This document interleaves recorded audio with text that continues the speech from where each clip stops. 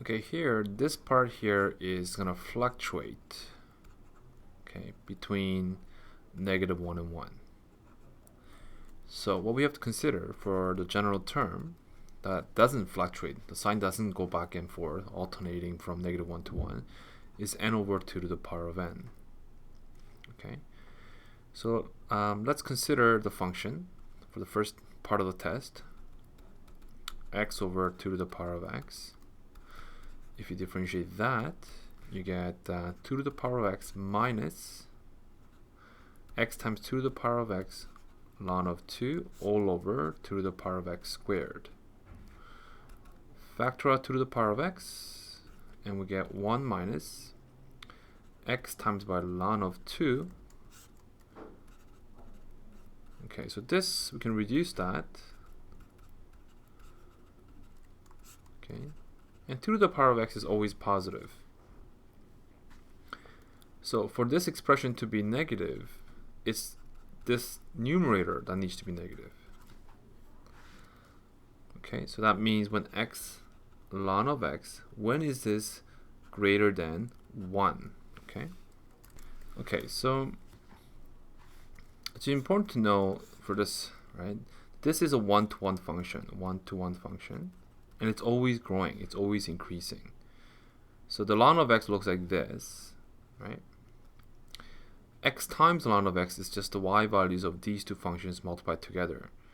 So after a certain point, when it's 1, so this is e, this is actually 1 right here, 1. So there it's going to be 0, because 0 times 1. But eventually, right, this is going to go above 1 as 1, this is going to go above. So it's constantly going to be, at a certain point, value, the product is going to be greater than or equal to 1. And it's going to stay that way as the x increases. It's not really important what that value is, right? It can be like 10, right? It's probably smaller than 10, right? So if you plug in 10 in here, you get 10 times the ln of 10. That's clearly bigger than 1. Right? What's important is that it'll be greater than 1. It'll stay that way for all the values of x. Okay, so we can say x is greater than, this is true for x is greater than some k value, okay, where k value is, let's say, a number between 0 and 10.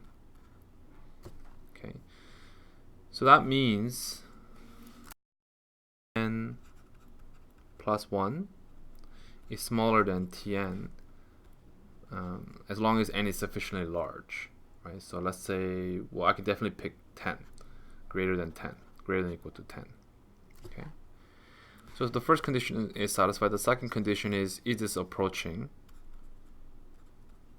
right, 0? So n over 2 to the power of n.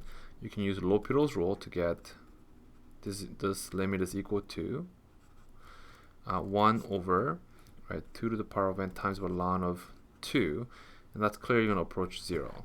Okay, and therefore by alternating series test, it's converging.